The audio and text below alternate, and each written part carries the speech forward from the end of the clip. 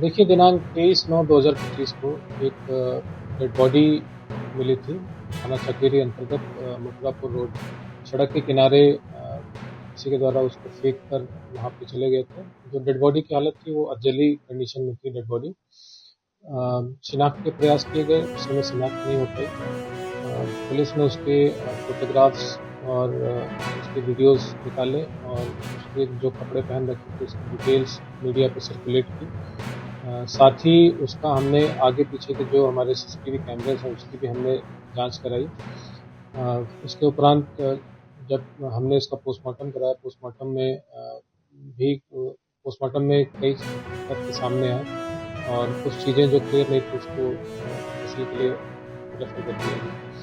इसके अलावा जो मीडिया पे हमने सर्कुलेट किया था इसी के क्रम में एक फतेहपुर में जो गांव है जिसका नाम है जलालपुर न्योरी, वहाँ के प्रधान ने संपर्क किया। उसने बताया कि साहब ये जो फोटोज आपने सर्कुलेट किए हैं ये हमारे ही गांव का लड़का है, उसने पहचान की थी।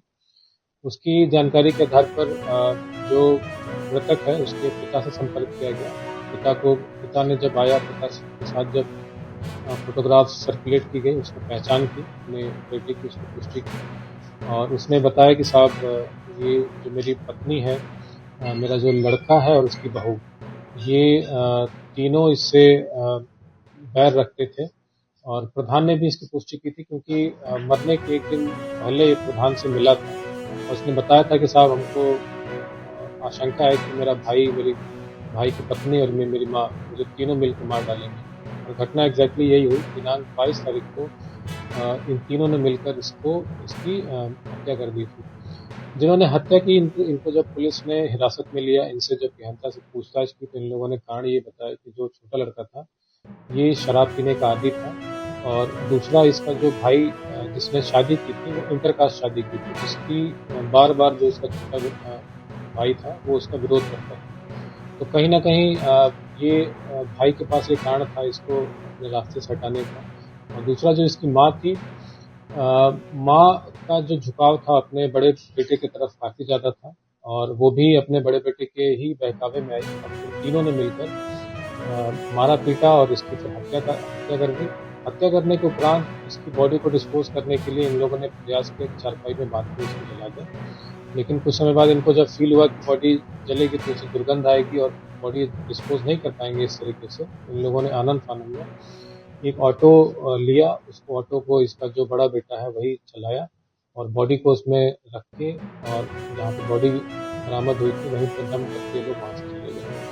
सीसीटीवी कैमरास भी इसके मिले हैं जिसमें ऑटो को ड्राइव करते हुए और बॉडी को ले जाते हुए ये इसकी माँ और इसका बेटा दोनों उसमें ऑटोग्राफ में बहुत ही क्लियरली दिख रहे हैं। फिलहाल पुलिस ने तीनों को पकड़ लिया है, तीनों को माननीय न्यायालय के समक्ष हम प्रस्तुत कर रहे हैं। इसके साथ ही जो डीएनए हमने मृतक की बॉडी से लिया था इसको मिलान के लिए इसके पिता और इसके भाई और इसकी माँ के डीएनए सैंपल्स भी हम लेंगे ताकि इसकी पूरी 100% पुष्टि हो जाए कि ये मृतक ये पूरी टीम को मेरी तरफ से 2500 रुपये का इनाम घोषित किया गया क्योंकि बहुत टफ केस था, ब्लाइंड केस था, पता नहीं था कौन मृतक है और जितनी कम समय में पूरी टीम ने इसका घटना का अनावरण किया है इसके लिए मेरे द्वारा ये इनाम। Notice one thing, and this is in the nature of the BJP and the RSS. If you noticed a statement of the foreign minister, he said China is much more powerful than us. If China is much more powerful with us, how can I pick a fight with them? मतलब at the heart of the ideology is cowardice. अगर वो मुझसे कमजोर है, तो मैं अपने 5-10 मित्रों के साथ उसको पीट दूंगा। मगर अगर वो आरएसएस वालों से तगड़ा है तो भी भाग जाता है। और सावरकर ने अपनी किताब में लिखा है, अगर आपने पढ़ी हो, उनकी किताब है, उसमें लिखा कि एक दिन उन्होंने और उनके 5-6 मित्रों ने एक मुसलमान व्यक्ति को पीटा और उस दिन उनको बहुत खुशी हुई। तो देखिए, अगर 5 लोग एक आदमी को पीटते हैं और फिर उनमें से किसी एक व्यक्ति को बड़ी खुशी हो रही है, वो कायरता ही है। अगर लड़ना ही है तो एक व्यक्ति से जाके अकेले लड़ लो, मगर नहीं,